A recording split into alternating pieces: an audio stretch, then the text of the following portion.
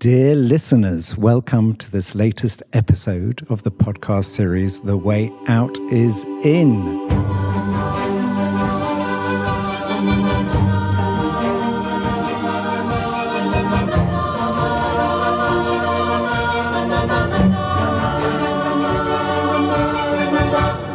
I am Jo Confino, working at the intersection of personal transformation and systems evolution. And I'm Brother Phap Huu, a Zen Buddhist monk, student of Zen Master Thich Nhat Hanh in the Plum Village tradition. Brother Phap Huu, we are sitting before a live audience. We're sitting in the Stillwater's meditation hall of Upper Hamlet, Plum Village, and we are doing this recording on Christmas Day and also the first day of Hanukkah. So this is a happy moment. And today we are going to be talking about renewal, what it means to let go of the past and create a new future. The way out is in.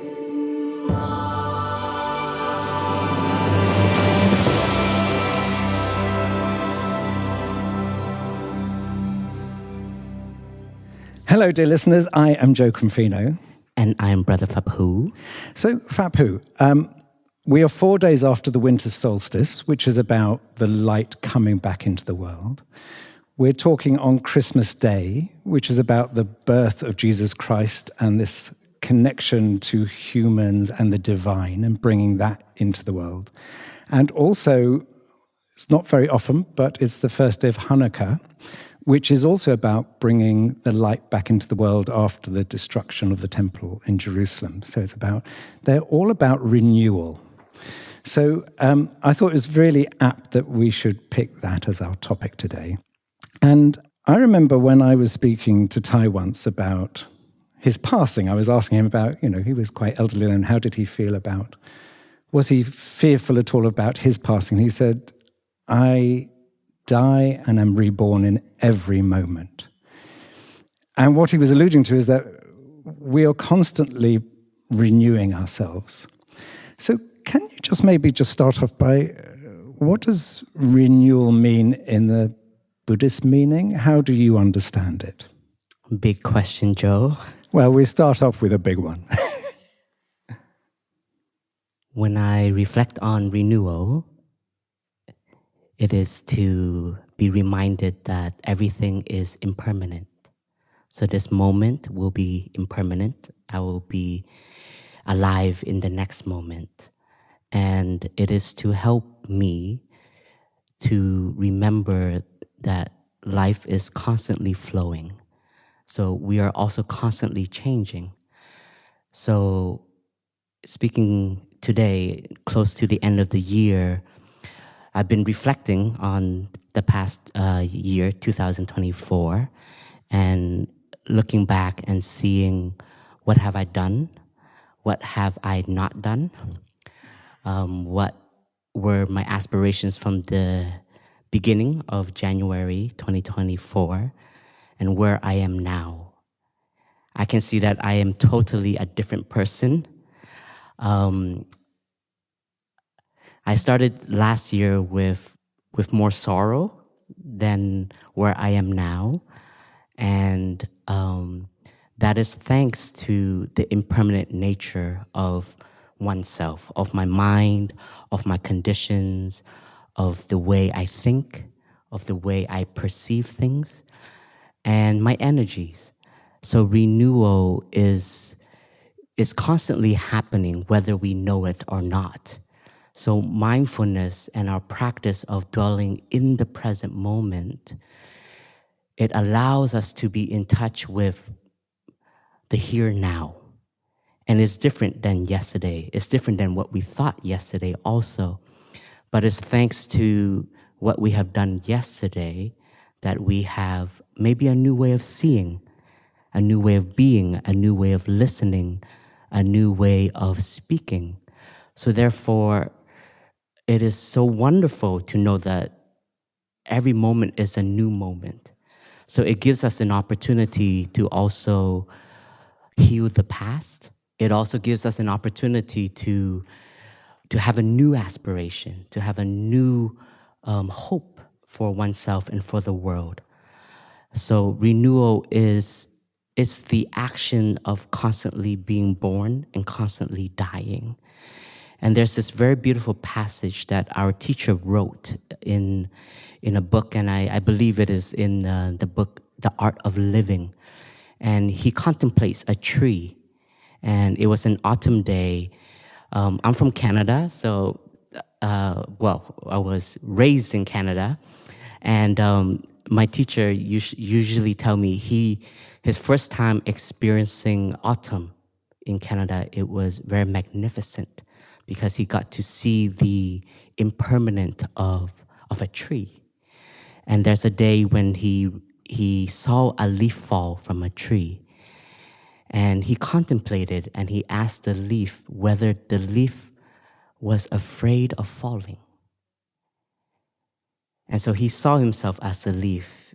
And in the passage that he wrote, it was like he was the leaf. So as he was falling, the leaf knew that it is not dying, but the leaf was very alive during the spring, during the summer, and it contributed everything it can in its capacity during those seasons.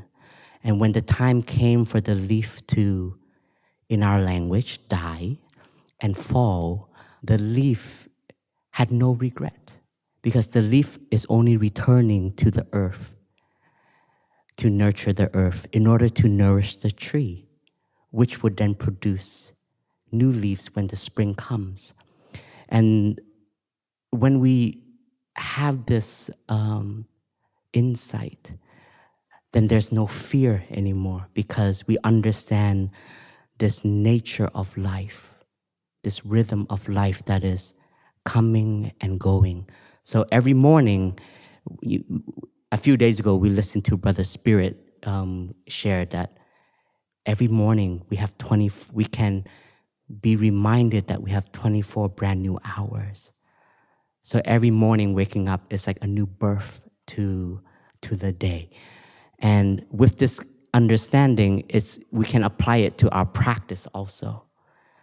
We may think that the longer we practice, the longer we are happier. That can be a wrong perception. The longer we practice, but if we don't change, then we will never be happy. So the longer we practice, we have the ability to embrace the change. We are able to let go. We're able to move on. So there's this training that we all receive as novice, is we have to have a beginning, but we shouldn't be attached to that moment. So at the beginning, we may feel very energized when we start to practice. And I'm sure a lot of us, when we first come to the practice, we feel very encouraged and very hopeful. But if we don't renew ourselves, that state of mind becomes very stale, and we will lose motivation. So even in our practice, we have to constantly renew ourselves. Thank you, brother. I have a personal question for you, because as you were talking, I had the image of a snake shedding its skin.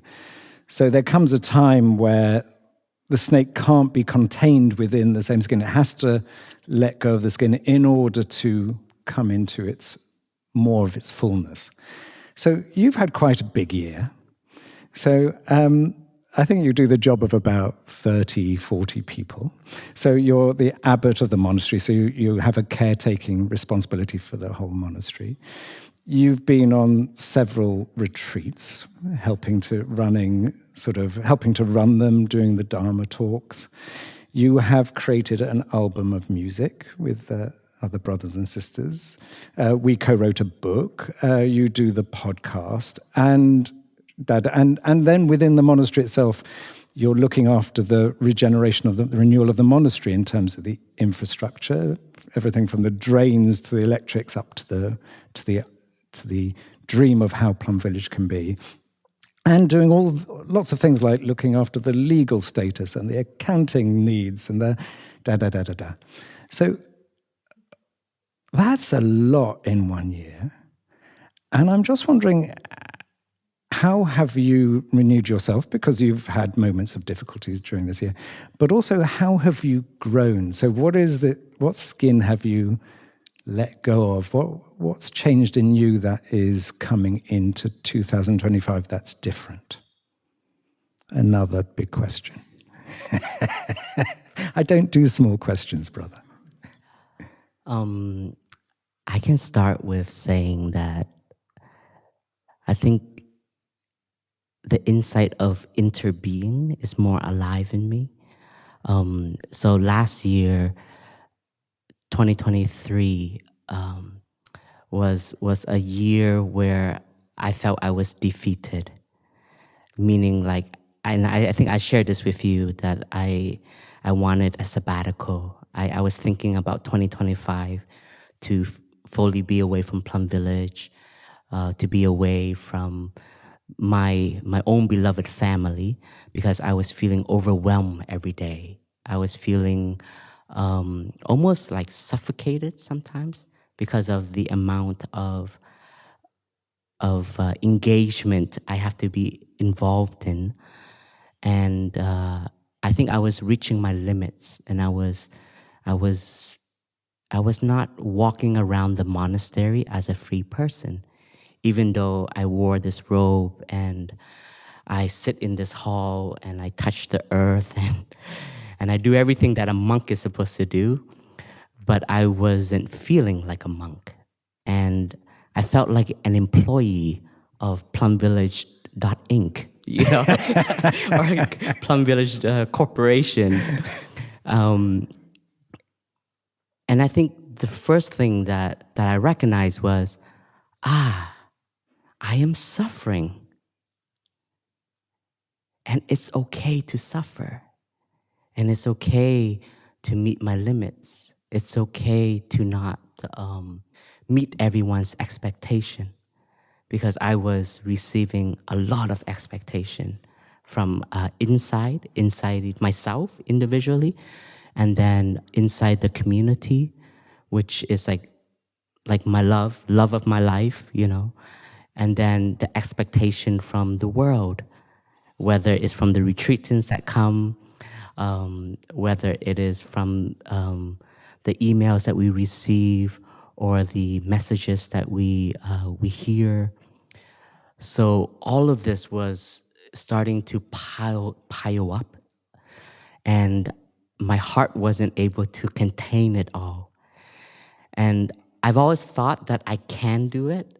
Like, I had this, like, maybe this ignorance where it was like, let me be that mountain for the community so that I can hold it for everyone. And the moment of bowing to the community and like being quite vulnerable, and I felt very naked in front of the monks community and saying, like, I don't think I can do this anymore, and I need help. So that was very scary, but very freeing at the same time. And the community was very generous, and the community was very compassionate didn't officially say yes, but said yes and said, okay, we have a year. When that moment comes, if you need, we will support you. But that yes kind of gave me permission to feel myself. So a lot of the times we are in the space of thinking a lot.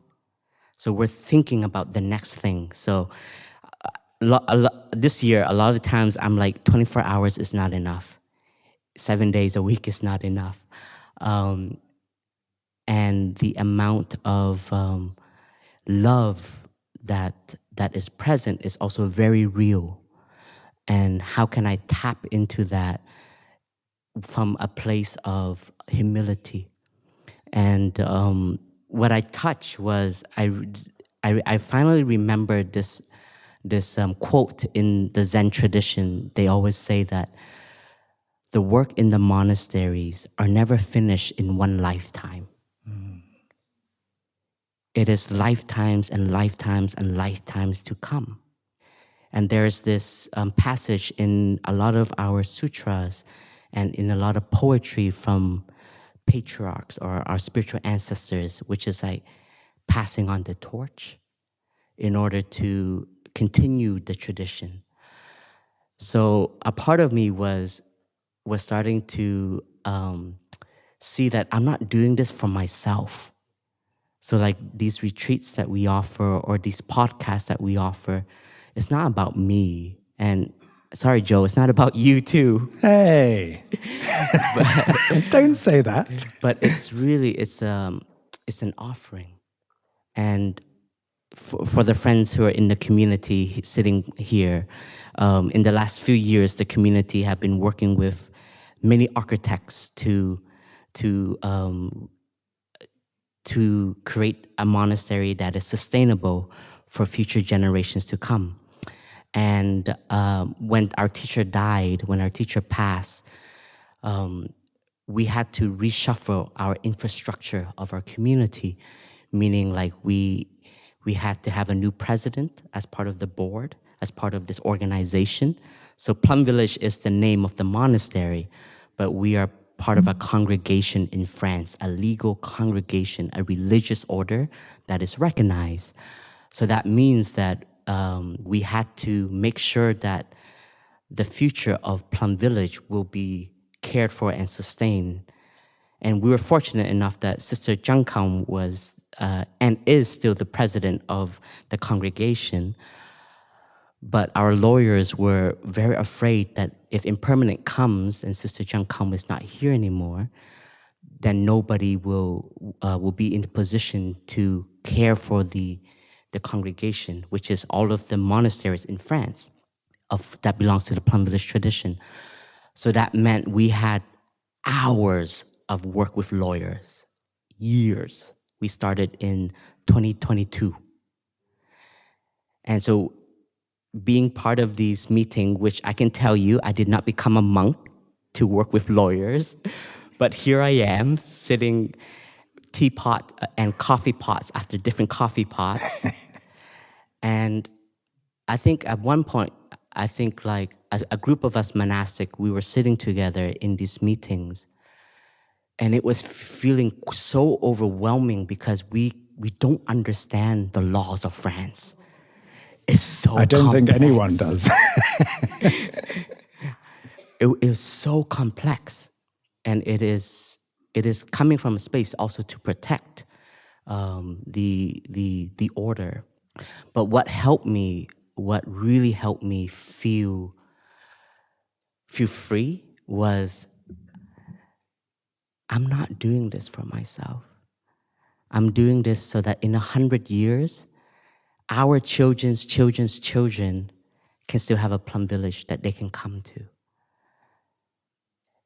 And when I felt that like alive in my heart, I can sit through anything. Thank you. And so, brother, in that sense, you are the leaf that at some point will fall off the tree. I hope so. I want to. I want to.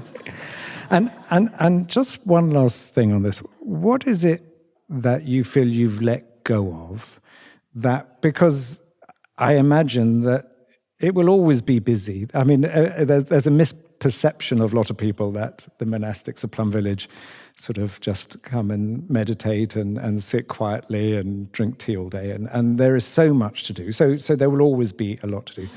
What do you think you've learned and can let go of that will allow you to feel free and be present for what needs doing, beyond just this understanding of you as part of the flow of life? So first of all, I still need to do that. I still need to have tea. I still need to sit and do nothing. And I still need to be able to touch those joy, because in some way, that's my right, to be able to allow myself to live that simple life. I think the one thing that I was able to let go of is the me. It's the me that is important, because when our teacher had a stroke, which was in 2014, the community wasn't ready. I wasn't ready. And it was a very heavy moment for the sangha. The sangha didn't expect our teacher to have a stroke. We, in a way, lost our leader, like lost our superstar. And Plum Village, France is the foundation of all of our different centers. The other different centers have been operating without a teacher like Thai. So in a way, nothing changed for them. They still continue without a teacher like Thai. But suddenly, we had to learn to step up. And in that stepping up, it came with, I would say some pride in it. It came with some self, some ego, like, I'm gonna give a better talk than the other brother or sister, How can I make myself become better? Like, there was that element of competing with oneself more than anything than others. And that kind of mindset led me, especially looking back at myself, it led me to trying to always outperform myself.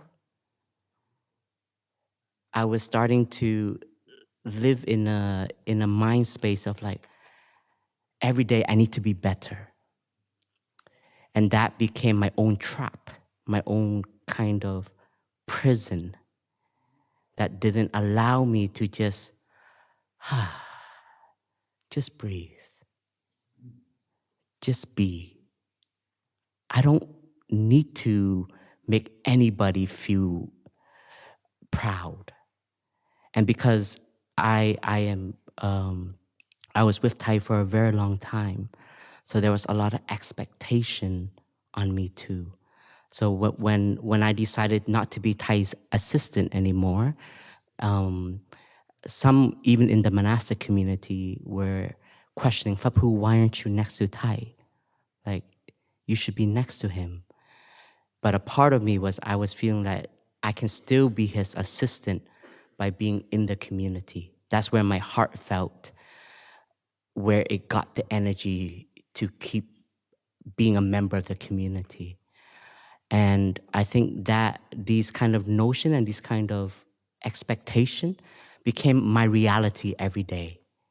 So I was not living for my own self, but I was living for others' expectation, even if it is my most beloved brothers and sisters, and it is for the community that I still can say like I've given and I will keep giving my 100% or 120%. And I think this year, by mid-June or mid-May, I think I was just walking in Upper Hamlet and I realized, oh my goodness, this place is beautiful. These trees are magnificent. And I can roam around this monastery freely as who I am. And I think that was the moment when I was starting to regain my freedom, regain my own joy of being here.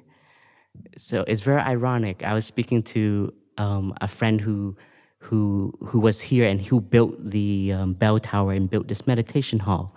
He came back with his whole family, and he was so happy to see a few of us, but he was so sad because so many of the monks that he knew have all disrobed. And he said it's for him in the life outside, he's always dreaming of when he can come back to Plum Village. And then but he also knows that the reality for some of us, when we live in Plum Village, we lose the magic. We lose the joy and the love of being here. So I think some element of that was definitely fading, but fortunately enough, it came back. You were renewed.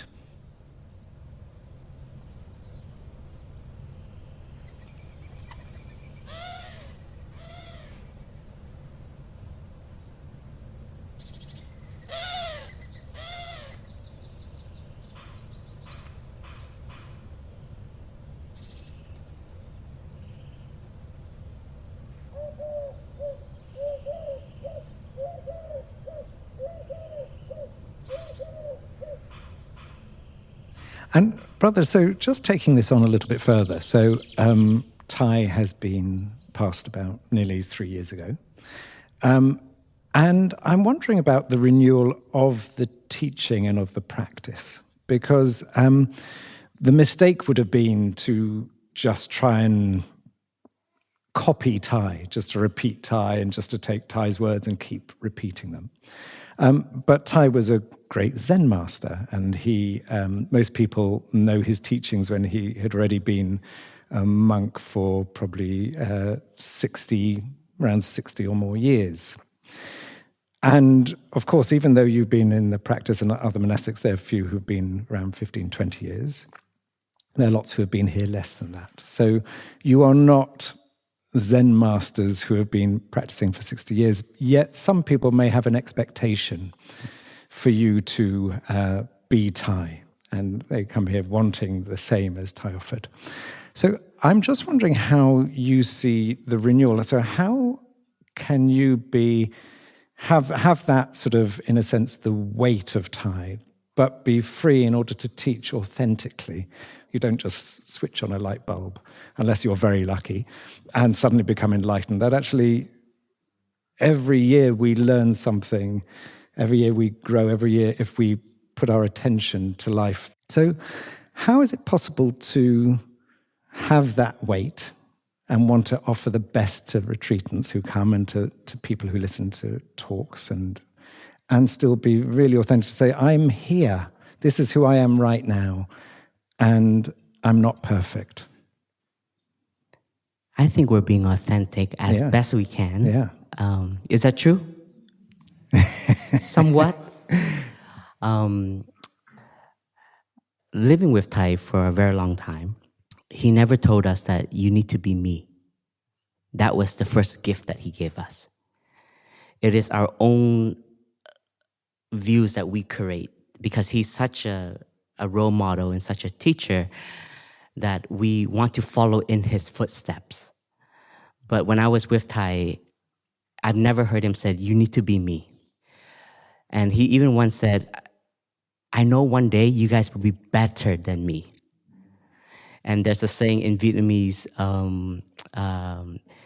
if you are more than your parents, then it is a blessing to the whole lineage. That means you have continued them, taking them to the next step in a way. And I think looking back at myself, it's embarrassing to say, but I did try to copy him, and I'm like, oh, heck no, this ain't working. Because I'm not that slow. I'm not him. And I have to accept that. I don't have the wisdom like he does. I don't have the, I would say, the clarity that he has sometimes that I got to witness. And it's a trap if we are to project ourselves.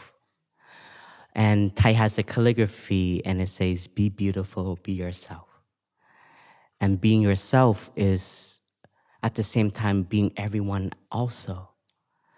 And I feel that, I think it's the 4th Dhamma seal of Plum Village, of ripening. So we have to understand that each and every one of us, as a practitioner, whether we are a lay person or a monastic, our journey of practice, if we continue to cultivate and practice, we will ripen. We will have more experience, more understanding, and our insight will be renewed also. And I've had the greatest opportunity to see Thai also evolve as a teacher. Today in Upper Hamlet, we open our monastic doors to welcome all of the Upper Hamlet friends into our home. And it was very cozy. And I was sitting with some friends, and I was able to share with them a story. And when I first ordained, Thai was very strict. If you come in late for the Dhamma talk, he will stop the Dhamma talk and ask, why are you late? Because in the Zen tradition, time is very precise. if you are late, you're taking somebody's time away. So Tai was very strict. So it was very scary in the early days. Like if you're in the space with Tai, like everybody's like super fake it till you make it, you know, it's like super mindful, like don't move. But through the years, as Tai had more students, he became softer, more compassionate, more flexible. And then one day I was with Tai. I'm like, Tai, I've seen you become so much more kind, so much more softer. Why weren't you like that back in my days? And Tai said, well, Phap Huu, love is stronger than force. And that, I just got to witness my teacher evolve as a teacher, meaning that he also changed through the years. And the stone building over here, right beside the big linen tree, in the upper floor on the right window, is where he wrote "O Path White Clouds." And in 2013, I was walking with him, and he stopped there, and he said, Phap Huu, you know I wrote "O Path White Cloud" there, right? I said, yes, Tai, I know. And he said, if I was to write it today, the book would be 10 times better. Because in the Buddha's life, he had many of his students also disrobe and have left him. And the Buddha was very sad when that happened. And in the Buddha's life, the Buddha had some senior monastic of his, elder students like Shariputra, Mahamoggallana. They passed away while he was still alive. And for sure, the Buddha was a human being, so he touched grief and he touched pain of losing members of his own spiritual family. So Tai as a teacher have also witnessed many of his students leaving. He's also witnessed and be part of funerals for his own students. So Tai would then rewrite the psychological aspect of the Buddha, how the Buddha had to embrace the pain, the grief, and be human, because that was part of his mission, was to make the Buddha human again. Because the Buddha was human, he was enlightened, we're all human, we can be enlightened also. So learning and seeing the community constantly changing and evolving, on a practical level, friends are very important in the community. You have to have a crew. Like you have to have a crew of homies that you're just like, what's up, my guy? Like, how is my Dhamma talk? Give it to me up straight.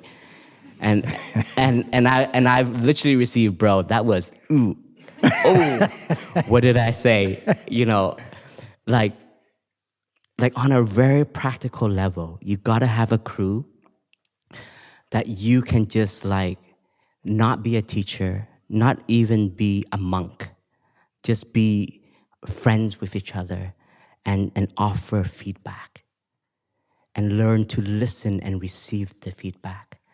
And through the years, we've gone through a lot of reorganization in our community also. We've had tears, I've cried in front of the community when I said, I don't know what to do. Let's figure it out together. But you know, that moment when like you want to be able to fix a problem, but you don't know what to do, then the only thing you can do is just cry because you feel helpless. And we've had a few of those moments, sometimes on a scale of like 40 of us, and then sometimes on a scale of like 4 or 5 of us, and feeling overwhelmed. And I say all this with a lot of freedom because I don't think we should hide that as a community. I'm very proud that we are imperfect, because from being imperfect, we always have something to work on. We always have something to grow and be better. So, brother, because that was exactly what you said was on my mind, which is, I think one of the brilliance of Thai was he said, every generation you need to renew Buddhism to make it relevant for people living today, not for people. And because if it's not relevant, then the teachings will die because they won't. If it's not relevant, there's no purpose to it. So I'm really interested in what renewal for you looks like in this generation.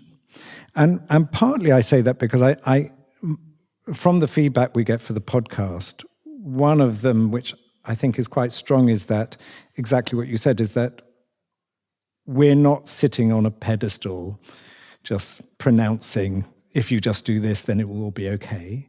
What we're talking about is that life is complex, difficult, it's not smooth, it's not linear, that actually we can have an amazing year and then have a terrible year. We can one moment think we have the answer, and the next minute forget what it was. And that people actually really value the fact that, in a sense, we're walking the path alongside them, not ahead of them, not from a different place. So I think people really value that sense of imperfection because there's such a pressure in the world to be perfect. So the fact that the monastics are able to express their imperfection and yet be present and mindful and have the aspiration to keep going, I think is very powerful. But is there anything else that you're feeling about how to be present? Because one of the things you did this year was an album, which was about, these new, what are called Dharma doors, how to reach people through ways that reach them. The podcast is a new way of reaching people. What is it that you're sensing about, especially with young people who are facing often grief at the world and also a sense of grief within themselves?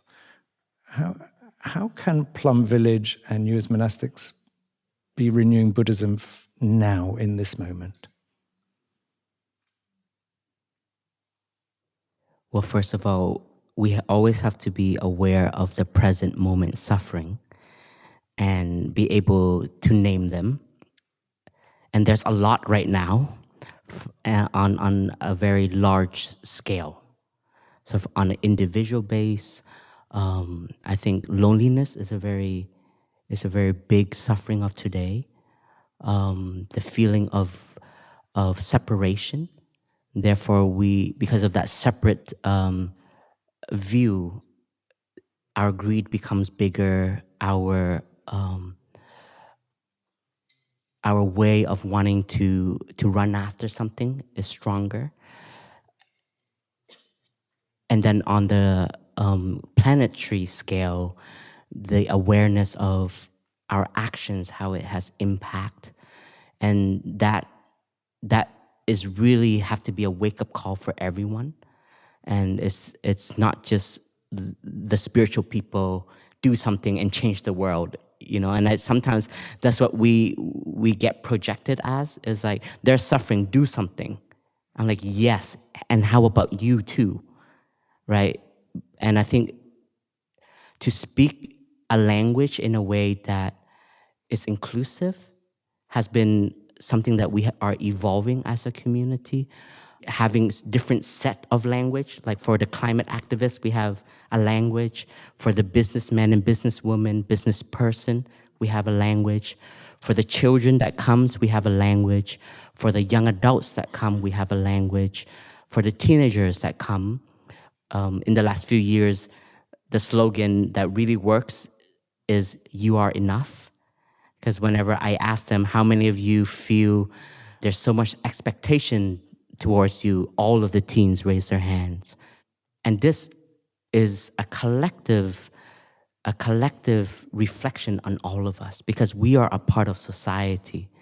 So what are we cultivating in our way of being for somebody to feel that projection towards them without even saying? So for every layer of society, we have a different language. Even for the monks and nuns, we have a different language. The suffering of a monk and nun is different than the suffering of a person that has a 9-to-5 and is in a relationship. We have our own blues that we go through. We have our own wall that we meet, that we need to be able to identify. And I think one of our present moment work that we are trying to continue to clarify is, what is right mindfulness? Because right now, mindfulness is the new hip. It's in every genre that is being presented into the world. There are many certificates that we can receive when we do a course on mindfulness. And our teacher said, us as Plum Village, we have a root, and that is Buddhism. And if we are to teach mindfulness, you have to teach the complete set of mindfulness, because mindfulness is only one of the 8 noble paths.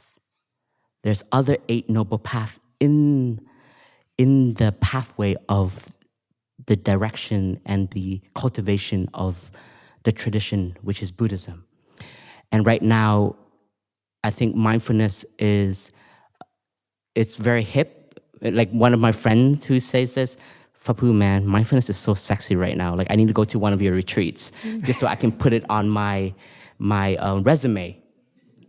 I was like, yo, thank you for being very honest, but don't come here for that reason. Like you gotta come here like to practice, like to, but like there's this now mindfulness is becoming a pressure point. It's like, have you done mindfulness? So it's becoming extracted also from a spiritual tradition. You're extracting the wisdom. You're just taking a blissful moment. So there's a language that we are touching today that is spiritual bypassing. It's like, oh, I'll just do my 10 minutes of yoga or breathing, and then I'll get through with the world. Yes, that can be a beginning. But if in that 10 minutes you are very present, you can also feel the pain of the world. If you don't touch suffering, then you're not really practicing right mindfulness. But on the other end of it is also there are those who only practice and only want to look at suffering, look at the problems, and dump that on themselves, and then dump that on the community and on a tradition. But there is also an element in our spiritual practice, and that is our responsibility to learn to cultivate joy and happiness in the very here and now, even amidst the pain and the suffering of the world. Because the reality is, even from 2,600 years ago, during the Buddha's time, there was war, there was killing, there was injustice. And even the Buddha couldn't stop his own homeland from war and totally being taken over. But that doesn't stop us from cultivating the seed of love, the seed of compassion, the seed of understanding. And this tradition has survived over 2,600 years thanks to the awareness of suffering. And because awareness of suffering, it can meet the reality, and the teachings, the practice becomes alive. It is not a teaching or a tradition that you just read in a book and then it belongs in a museum. Actually, that was one of our teachers' greatest fear, is that even Plum Village will just become history. And that's why, he said, don't build a stupa of Thai, because I don't want people coming to Plum Village just looking at the stupa, right? But he said, he called his own hut the sitting still hut. And he said it, when you come to Plum Village and you want to be in touch with him, you just need to sit still. And you can feel his presence. You can feel the breath that he has transmitted in the very here and now.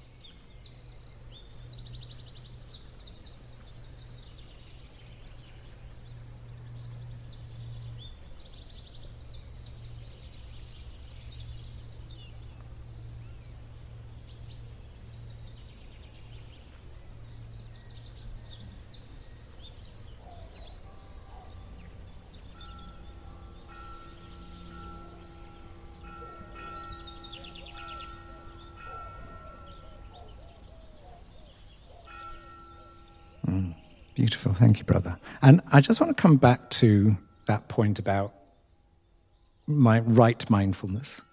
And a few days ago, Sister True Dedication, who's sometimes a guest on our podcast, gave what was very helpful to me. She said, often people will practice mindfulness because, let's say, they want to get from place A to place B in their life, whether it's a career move or whatever. And the mindfulness is there to help with their concentration and their focus on that. But she said, true mindfulness may lead to you questioning place A in the first place, and actually whether you actually really want to get to place B. So I just wanted to sort of bring in the element of renewal about beginner's mind, because that is a wonderful Zen tradition that has been very helpful in my life personally. And I think the first time I ever came across it was when I was working at The Guardian. I was engaged in a project, and we had been working on it for 6 months, and we'd got to a real barrier which we couldn't work out how to get through that, past that point. It was a real block. And then at that moment, it sort of just came to me, and I said, well, look, if we went back to the beginning of this journey, knowing everything we have learned to get to this block, and we started that journey again, would we end up in this same place? Or would we actually end up in a different place where that block didn't exist? And actually, when we did that, we just found another route where that block didn't exist. But often in our mind, we keep on trying to fix a problem where we are. And because we've invested time or energy, so we think, oh, well, I've got to just break through this next barrier. I've got to sort out this problem, and then I'll be okay. Whereas what I learned with that, and also with some of my coaching clients, is the most powerful thing is to say, what if I start again with a beginner's mind to say, if I start this again, do I get to the same point, or do I actually get to a different point? And I just wonder, because that is renewal, because beginner's mind is saying, actually, I'm going to not believe what's happened in the past, not repeat a pattern that's habituated me, but I'm going to start again. Can you talk a little bit about that from a Zen perspective, and whether that's actually useful in your life? So first I want to explain about beginner's mind. It comes from a teaching of the Buddha, and in Buddhism, we identify that each and every one of us has a beginner's mind, or the Sanskrit or Pali word is bodhicitta. It is a seed of awakening, a mind of love. And the beginner's mind is like, it's, in the Zen tradition, it is your openness, your willingness to learn, your willingness to relearn, sometimes to unlearn, to learn again. So the beginner's mind is very crucial for our journey, not just in the Zen tradition, but I believe as an individual, just as a human being. Especially now, our world is constantly changing with technology, with AI, with the new span of attention also. Like we've TikTok, people's attention span is like 10 seconds now. So we have to adapt even our way of communicating sometimes. So if we are a community that is not having a pulse on the society, then we may feel, okay, but that is our tradition. So a part of a tradition of Plum Village, what is very difficult, especially here where we have majority of the monastics in Upper Hamlet, I would say 70% of us are from the West or grew up in the West, and 30% from Asia. And we have to merge our way of being. And you've seen that we've lived and we all share rooms. And that's the biggest practice, is learning about each other. And I have a view about how a room should be. That already is a mistake. And you will suffer from it. And you will suffer from it. But if you have the beginner's mind, you have a new roommate. It's a new opportunity. What are the new way of being that we can share the space together so that there's love and harmony? So I can be open to your idea of a morning. I have a concept of how my morning should be, but you have a concept of how your morning should be. And there's a relationship that we can cultivate that can enhance our life so much. Because if I'm just stuck with my way, then I will never be able to see another way. So for any of us in relationships, I think this is also very important to have a beginner's mind with our partners, like every year. I do every morning, every morning. And this beginner's mind is the way that I also am with the practice. Some of us I recognize have come here many, many years, and I'm so happy to see us over again and again. But isn't it true that every time we come back to Plum Village, I mean, we give you guys the same dish: orientation, sitting meditation, a Dhamma talk, a walking meditation, a lunch together, some Dhamma sharing. But it can be new because we are new. We have changed. And I can listen again and again to some of TWOII's teaching or some of my brothers and sisters' teaching is because my ripening is new. So what we may think is basic, we've also started to change this language in our tradition. Anything that we say is basic, we call it fundamental. So our fundamental practices, our fundamental insights that we have received, it needs to be reviewed again and again and again. And insight can only manifest when there is space in us. Space meaning we're not holding onto concepts and ideas of what is right, what is wrong. So renewal is very fresh, but sometimes coming back to the fundamental is the renewal we need. So we've experimented a lot in our community, and every retreat, we always have a whole monastic meeting. We look at the schedule again. What time do we wake up? We found, especially for the brothers, we found the golden time, 5:45. I know New Hamlet, you guys wake up at 5, right? That was back in my my early days in Plum Village. And we found like the golden nugget of when is sitting meditation, 6:30 in the morning. But we may go back at one stage if that becomes something that becomes not new anymore in the community. So I would say like a tradition is a dance. It's a dance. Community life is a dance. Sometimes you have to open and be flexible, but you can dance because you have the fundamental steps. You know how to follow the beat. You know how to move. You're aware of body movement, so there's harmony. And sometimes you have to do ballet, and then sometimes you do hip-hop.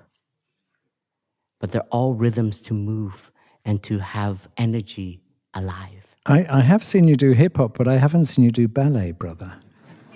Maybe next year. Maybe next year. Well, that's just an example. Don't be caught in that.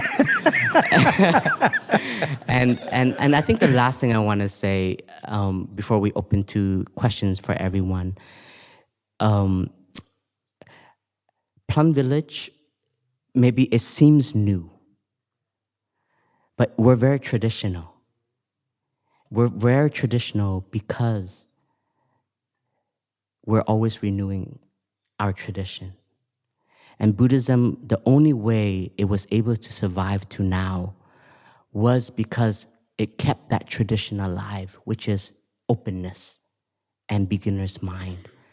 And we're part of the Mahayana school. We're part of the Mahayana tradition.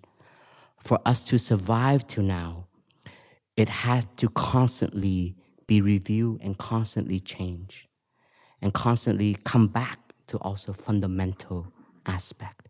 Like the 3 months rains retreat, There's not many monasteries in the world, especially in the West, that can do that in the 21st century. So our teacher, in some element, he said Thai is very traditional. But at the same time, Thai is very open to keep the Dharma alive and fresh. And revolutionary in some regards. So, brother, I know we want to open up to questions, but I want to just do one last piece with you, which is around renewal from destruction. So the Hanukkah is about, the destruction of the great temple in Jerusalem, and then the renewal from that destruction.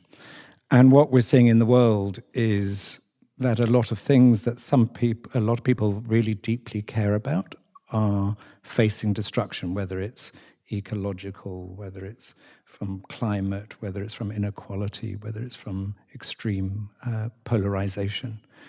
And we also know that sometimes things have to, and Thai talked about this, sometimes things have to collapse in order to be renewed, because without something ending, something can't begin. As we started off this conversation, something has to die to be reborn. If it didn't die, it couldn't be reborn.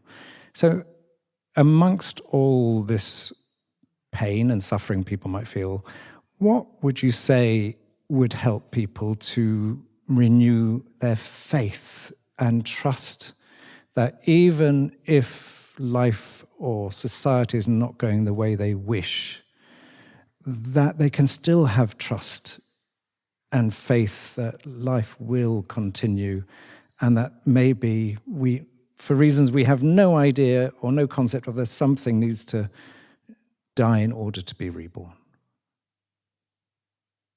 Yeah, in this present moment, sometimes it's hard to be happy, to see the pain and the suffering in the world,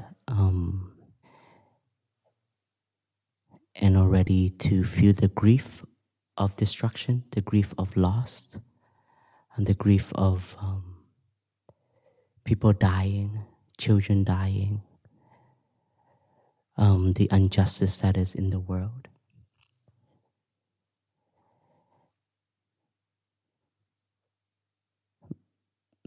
But I'm a part of the world. We all are a part of the world.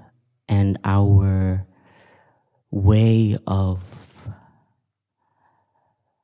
being able to cultivate inner peace, to transform the bombs and the guns inside of us, the hatred inside of us, that is a gift that we can offer to the present moment and the future generations, so that new wars won't start. And hope is very powerful, but can also be very misleading. And my hope that I practice is being able to cultivate a smile of continuation, and a smile to recognize others that are present, to recognize the pain that is present, to recognize the grief that we are going through as a human species, and living deeply this present moment wherever we are, and to grieve together, to cry together, to do ceremonies of gratitude together. And being a student of Thai is difficult, because he was very committed to transmitting this way of being. And the blessing to be his student, we have that responsibility. Thank you. Thank you, brother. And can I just honor you in this moment? Because in that answer, I felt the depth of your practice, the depth of your understanding, the depth of your commitment. And that is you being yourself, and in you truly being yourself is the inspiration for others to touch that and to know that place. So I just want to really honor you for all, as I've seen you over this last year and before, that you have, that's how you've done the practice, you've been in the practice, you've faced into all these challenges that could easily have knocked you off your center, and you've come back to the center. And because of that, because of you facing into your suffering, is your ability to be present right now and hold the energy. As you're talking, I feel the whole energy of this hall, this great meditation hall, just settle and deepen. So I want to honor your practice. Thank you.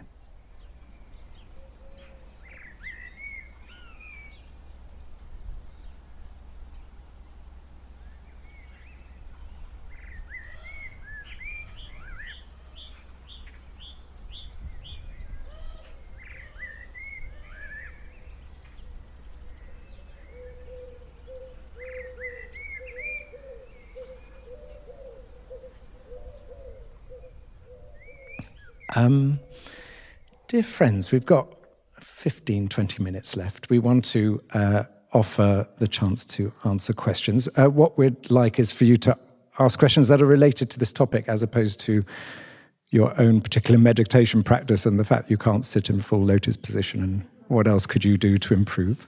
So we have a roving mic, so if someone wants to put their hand up, and if you want to ask a question, just give us your name.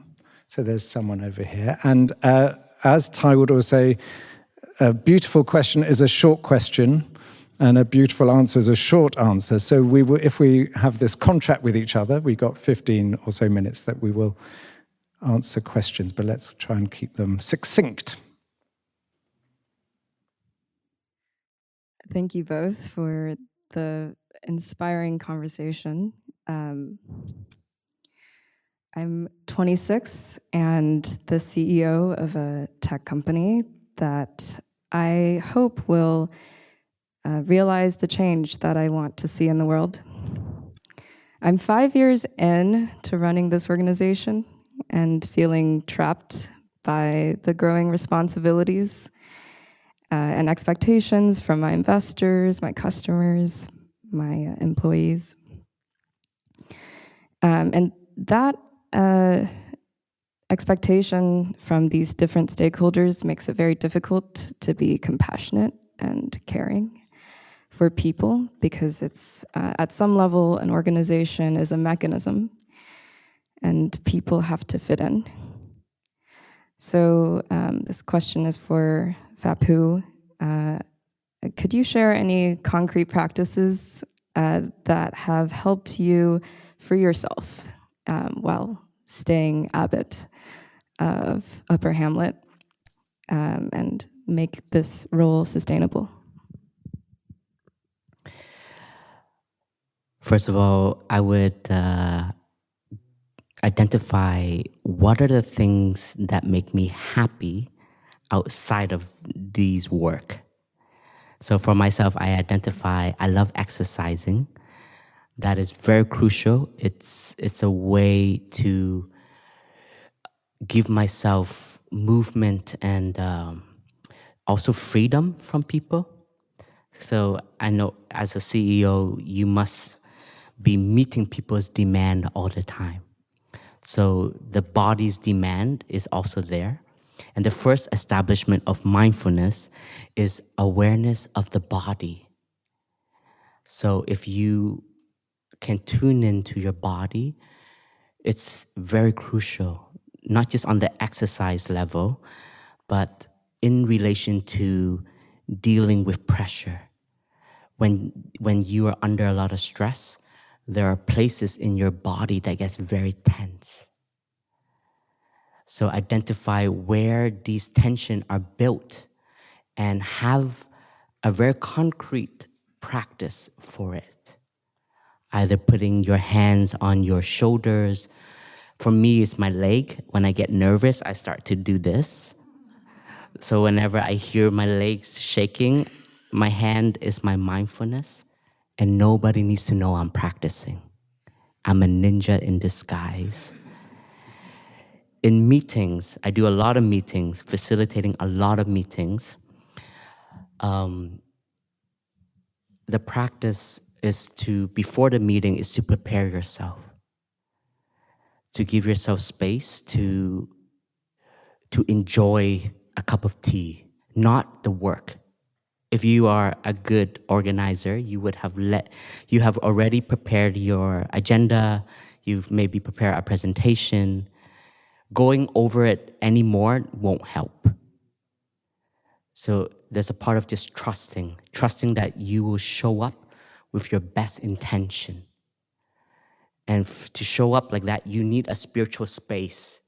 And that is whether it is mindful breathing, mindful walking, or even listening to something that helps you be in touch with yourself. So maybe this is a culture you can add into your business. For us, every time we do a meeting, we have a contemplation. I'll be happy to share it with you. But in the contemplation, it's very beautiful because it reminds us that we are here not for ourselves, but we are here for the bigger body. Everything we say and do is to enhance the harmony, not the separation. And we even have a vow when we are emotional, we don't speak. And we can wait until our emotions are settled and then speak. And if it is a shared value, then it becomes very productive. Sorry for using this language in the monastery space, but when there is harmony and the willingness to listen to each other, you're not fighting each other. You end with a decision that everyone can stand behind, and that is the greatest outcome. And we make mistake, we meet again. So I think it's this idea of perfectionism in our meetings, in our working space. And I think it's very important for me as an individual to always be reminded of the human side of each other. So when somebody who is angry, I don't become angry at their anger, but I said, he's a human being. He has the right to be angry. So that really helps me. And then when somebody says something that is like totally out of the blue, I'm like, we are human beings. We are allowed to have ignorance. And that really helps expand and remind myself. And my early tricks when I was first years as abbot, I always had pebbles in my pockets. So there's a 4-pebble practice: flower fresh, mountain solid, Stillwater calm, and space, inner space, outer space. So when I'm feeling like especially agitated, I just grab onto a pebble, and it's very physical because a lot of times we're in our mind space, but I need something to feel. So I would hold the rock, and the rock through the years became smoother and smoother. So you can see how much pressure I was putting on it. But it was a reminder to breathe. And I can check in, and I can know which quality I need to bring to that space. Is it freshness? Is it stability? Is it space just to listen? Thank you. Yeah, and just to add a little thing. So I'm coaching the leadership team of a young youth climate activist group. And they think the whole world is on their shoulders to save. And you start out by saying, I think I have the answer. And by that very nature, you have a lot of pressure on yourself, because if you have the answer, then you have to deliver on that answer. And one of the things I've been working with them is about letting go to their attachment to success. And Phap Huu talked about ripening. You know, you're 26. It may be, and you're going to do everything you can that this venture succeeds, it may be that it doesn't. And it may be that what you learn from this venture will be most important to take you onto something where it is something that gives you that lesson. So I think one of the things that's really helpful is not to think it's all upon you and not to be too attached. I think Ty said we can be 20% attached. But the more you're attached to this is the answer, I've got to make this work, I've got to make everyone okay about what I'm doing, I've got, you know, immediately you put yourself under an enormous amount of pressure. Whereas what we've been talking about is seeing lifetime and lifetimes, that you're in the flow of life, you're at this moment. Yes, it's a very important moment, and we don't know what's going to happen in the future, and we don't know what your contribution is going to be. That your greatest contribution might be to smile at someone who's feeling suicidal or feeling desperate, and that they take that on and they change their life as a result of something you say, not always about as a result of something you did. So I think there's something about just releasing yourself, a little bit of tension. Yes, you want to make it work, and you've got to juggle all these competing interests. But that it's not all upon you. You don't have to be in sacrifice. You can use this as an experiment in life of what you can learn about yourself in this moment, what you can take. And we've seen with Brother Phap Huu, who's gone through a really difficult time this year. And he is still smiling. And he is who he is because he's gone through that difficult time. Not because he solved it, but because he's understood its meaning. So I just give yourself a little bit of space to allow life to show up for you rather than trying to control life, and get that balance, work with those two forces. Great. Another question. We've got a question at the front. Go ahead. I'll let Johannes. And again, if you can just give your name and keep it a question concise, that would be helpful. Daniel, thank you so much, first of all. My question is how do you and the Sangha prioritize which projects and activities you put your energy into? Thank you. Thank you. Yes, there's a lot of demands. I think in the meeting, what we always leave space for people to share, and when there's a project that is being presented to the community, the facilitator have to ask questions to get everybody's input. When you're very present for the room, you can feel the energy of the Sangha. When everybody's excited about something and everyone is ready to raise their hand and contribute, you know that project will happen. And when there are projects when it's very important, but there's no capacity, there's a balance and check there that we always like to refer to. It's like we look at the whole scale of requests that we're given, which one can contribute to a growth of a community.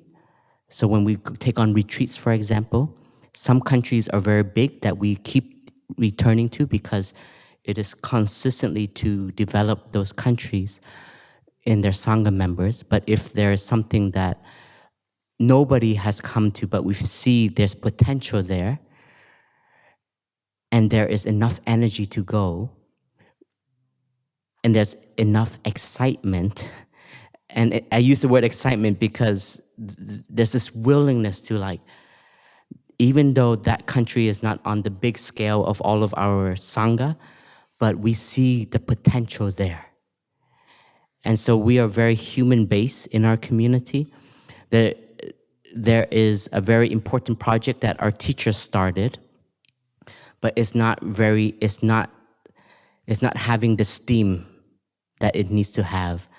And I feel sad to say this, but it is the educator program, so the wake-up school that our teachers started. The early years, there was a lot of energy and a lot of investment in the energy of monks and nuns. But through the years, it was declining and declining and declining and declining. And most recently, somebody also brought that up. Why aren't we leading the retreats for teachers? And when you ask the community and you hear crickets, and there's a moment where there's sadness, and there's a moment when it has lost its momentum and it has lost its interest. And in that moment, as a facilitator, I have to identify that there is no source of energy here. And because everything we do is we do it from our heart service. We're not doing it for a salary. Like, I don't go on a retreat to get more money than what I receive in Plum Village. There's none of that. So it's very important, where is the aspiration coming from? And so this year, there was that moment of grief in a way when I recognized a program is losing energy. But I'm not sad because of renewal, of the insight of birth and death. So meaning that 2025 is not happening, but it doesn't mean 2026 it will not happen. And so I know that is part of the beauty of what we can offer. So in 2025, how do you water the seeds for this program to become alive again? So I think in any organization or in our way of life, like sometimes we see something of an interest in us that ceased to exist. It's the present moment. This is the energy that is not there. But if you want it to blossom again, you have to work on the soil. You have to re-energize, give fertilizers to make the soil for those seeds to blossom again. So listening, you can hear it in the heartbeat of the community. Thank you, brother. We've got time for a couple of questions. Let's have one over here and then one at the back here, and then we'll see if we can go over by a little bit or whether we just stop there. Dear friends, my name is Michael. I use he, they pronouns. And I first want to state that I'm an educator, so hopefully I can help with the passion of bringing mindfulness into school. Stepping up. Yes. Thank you, Jo. Thank you, Brother Phap Huu. Merry Christmas to you both. And Merry Christmas to the Sangha. It's been such a beautiful celebration that we've been having. My question is in regard to a theme that I've seen this week is I heard Brother Phap Lin and Sister Chanduk talk about consumption. For me, as somebody who eats meat and drives a car every day, I'm curious is what recommendation would you have for someone like me to reduce my consumption? Is it by watching a lot of informational videos about the carbon footprint? Is it by taking refuge in the Sangha? And I'm curious if you have any practical recommendation for someone like me. I think you know the answer already. You just want me to say it. Well, if you can become vegetarian, ta-ding! If you can even become half-time vegetarian, that's already a very big contribution. And so our teacher in Vietnam, there's a culture that every full moon, people would practice vegetarian for 2 days. Thai tried to increase it to 1 week. And so information can be very supportive to be aware of what is happening in the world and what motivation that can help give rise to a motivation inside of us. But that is not sustainable if you are not connected to your compassion. So for us, when we make the vow to be vegetarian, it's not just because of the sustainable nature of the environment. So in 2003, my first trip with TWOII to Scotland, at that time, it was the first time scientists has made meat out of a lab. It was like almost like 100,000 to make that block there. And TWOII asked me, Phap Huu, in the future, can monks eat meat? Because it's not an animal. You're not killing an animal. It's produced by DNA and genes or whatever I was 14 years old, so I was very smart not to say anything. I just listened. I'm like, and TWOII didn't say anything either. And it was more like a koan. It was more like a question. And now that I reflect on it, I would say no, because it's still meat. It's still with blood and everything. It's not a death of an animal for this piece of meat to be there. But if I eat that, it will water the craving to have more meat. So TWOII, like saying on alcohol, like yes, you all can drink 1 cup and you won't be drunk. But if you want to become drunk, it takes the first cup. So that's why Buddhism is very difficult, because you meet all your desires and pleasures. So concretely though, so what is it that motivates you is the biggest question, not the information. Information can help reinforce and give pathways. But if there is not the aspiration and the understanding, you will find a slippery slope. And that's why we have 10 new aspirants in Upper Hamlet who wants to be monks. So 1 year of aspiranthood is to check that, is this intention real? Is it coming from, because of the information that I've read? No, you have to feel it. You have to know why you're doing it. So, but it's always good to test things out. And you've been with us for almost 90 days now, so you can see the joy of being vegetarian, I hope. And I think with transport, I think we shouldn't become so dogmatic. It's important to reduce as much as we can. Community way is a very sustainable way. As you see, we all share cars here.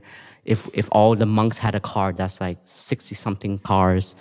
But here we all share, and we try to do our best to share as much as possible. Thank you. Thank you for your response. And just to add one small thing, which is there's so many things we can do. And not to use these things as a way to beat ourselves up. Oh, I'm still eating meat, aren't I a bad person? Because there's so many ways we can contribute, and it takes time sometimes. And it's about having discernment. I remember many years ago I was chairing a conference at the Royal Geographical Society in London, and someone in the question and answer, someone stood up and said, I don't know what to do, I'm so lost. I've fallen in love with this woman in New York, but I don't want to fly to see her because of the carbon. What should I do? And I said, just get on the flight. So choose your place to start. Start somewhere. Don't think you have to be everywhere. If you want to continue eating meat, but you want to do something else, start where you feel you have the capacity. And, we had this discussion in one of the monastic rooms this morning. Someone said he stopped eating meat when he saw the carcasses hanging in a meat market. It can be there's a moment in time where something allows us to change our mind. But if we're trying to force ourselves to change our mind, then often we end up just using it as a stick to beat ourselves with. Right, we have one question right at the back there, and then we may have to end. Hello, hi. Thank you both for your wisdoms. I'm curious. What's your name? Oh, I'm Nola. I'm curious how you can let go of what someone was to you in order to see them fully, embrace them, accept, understand them for who they are now. Like, for instance, if you have a son or a daughter and they come out as trans, you may grieve what they were and what they were to you. How do you sort of work through that so you can embrace them as they are in the present? Thank you for that question.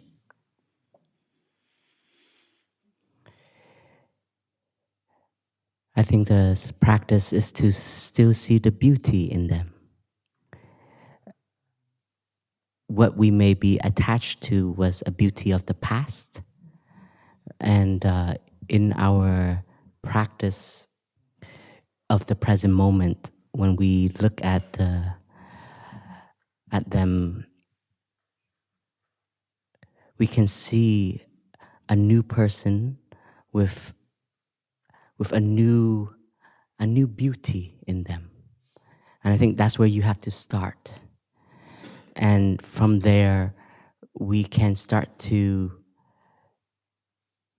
be curious. I think curiosity is important, because when we are so attached to something that is old, we're not curious anymore. We just want to see them for exactly who they were before. Investigation is one of the factors of enlightenment.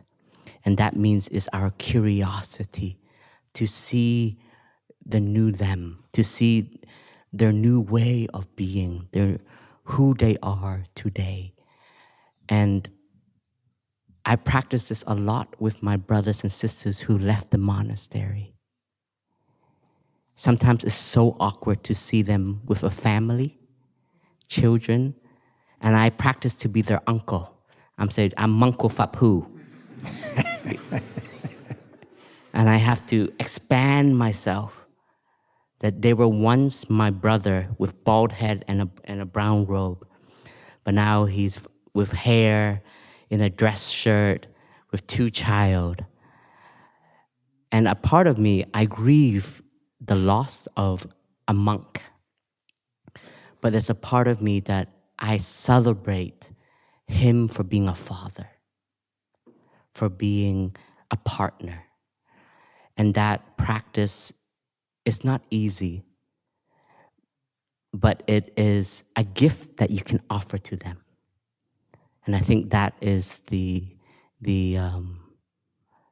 that when we speak about generosity, that is where you cannot buy that with money, but that is from your acceptance and your openness.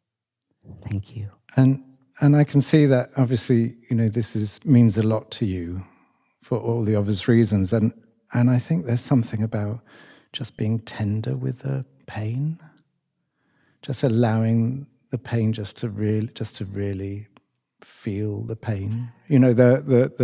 This podcast is called The Way Out is In. If we had more space, we'd probably say the way out is in and through. That in order to get through it, you have to allow yourself to be deep in it, and sometimes not to rush it. I think so much of what we've been talking today is about life as a process of unfolding, as a process of renewal. It's not renewing once or twice. It's a constant process of feeling into our pain and finding our strength in the pain. And I think there's something around the tenderness of allowing time to grieve and not feeling that it's a failure if it's taking you longer than someone else you might know who's going through the same situation, is just to trust yourself and to trust in your own capacity and to trust in the fact that at some point the storm will pass and you will be in another and renewed place. and that you will only know it when you know it. And Brother Phap Huu talked about ripening. Ripening isn't something we control. It's allowing life to show up for us and allowing us to show up for life. And in that tender opening, then the pathway will show itself.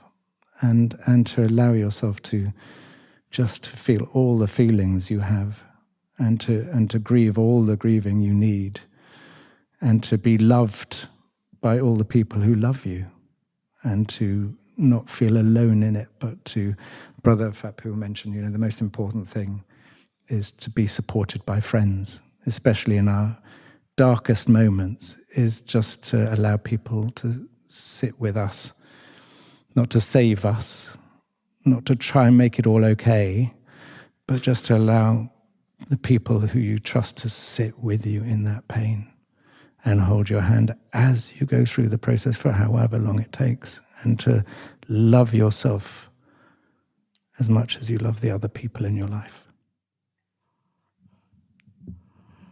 Thank you, everyone. Thank you, friends, for also asking the question and being a part of the podcast. Yeah. Yes, so, brother, we need to do our formal ending, I think. I don't have the piece of paper. Let's try to wing it. Go for it. So, dear friends, both here in the meditation hall and who are listening online, we hope you've enjoyed and got some value from this recording. If you have, there are many others you can find. I think we've done more than 80 now. So, brother, we've got about 170 hours of us talking. God bless everyone who listens. And you can find The Way Out Is In on all platforms. You can find it on Spotify, on Apple Podcasts, and on our very own Plum Village app. Do you want me to help you, brother? Yes. We want to, this is winging it. We want to thank all the people who have supported this podcast over the past year. So, Kata and the Plum Village app as one producer, Outrage and Optimism, and Christiana Figueres and Tom Rivett Karnak, who have been supporting us as also co-producer. And Clay, our podfather. Clay, our podfather. And Jasmine, who's also here, our social media angel. And Anka, who does also all of our show notes and publishing. And if you want to support the podcast moving forward and Plum Village continuing to exist, please support us at www.tnhf.com/donate. Thank you so much for being a part of this podcast. Thank you, everyone.